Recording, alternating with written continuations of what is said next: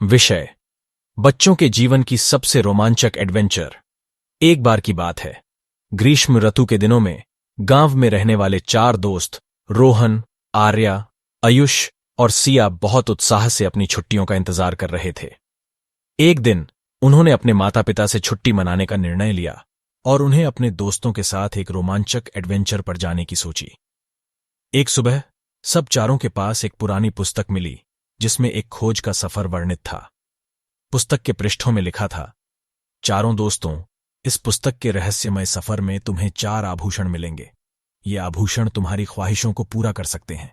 चारों दोस्तों ने तुरंत फैसला किया कि वे इस सफर में जाएंगे। वे पुराने मंदिर में पहुंचे जिसे पुस्तक में दिखाया गया था।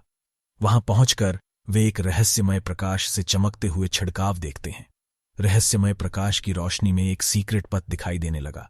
चारों ने उस पथ का पीछा किया और उसे एक छोटे से गुफा में पहुंचे। गुफा के भीतर वे चारों एक रूप से दिखते थे। वे भयानक राक्षसों से भरी हुई गुफा में फंस गए थे। राक्षस उन्हें खा जाएंगे, ये सोचकर वे बहुत डरे हुए थे। फिर अचानक उन्हें एक दिलचस्प विचित्र छिपकली ने बचाया। छिपकली ने उन्हें बताया कि वे गुफा से निकलने के लिए एक मानव को खोजने की कोशिश करें। दोस्तों ने छिपकली की सलाह सुनी और उसे खोजने की शुरुआत की।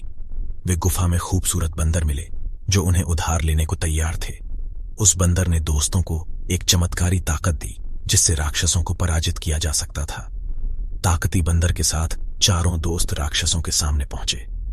उन्होंने ताकती बंदर की मदद से राक्षसों को धूल चटाई और गुफा से बाहर निकल आए। वे सभी बड़े रोमांच से भरे हुए थे और खुशी से झूम उठे। चारों के अद्भुत सफर ने अभी तक कई रहस्यों को उजागर किया था।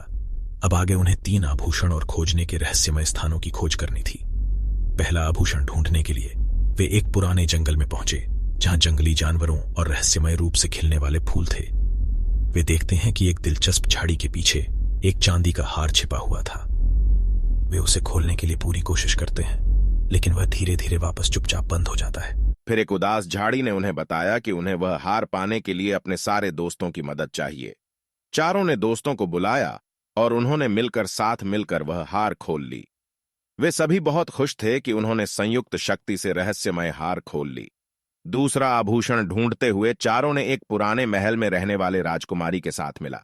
राजकुमारी उन्हें एक परमाणु रत्न के बारे में बताती है जो एक देवी के मंदिर में छिपा हुआ था। वे रत्न को पाने के लिए मंदिर के दरबार में पहुंचे और राजमहल के गैर राजमहल रास्ते से निकल गए।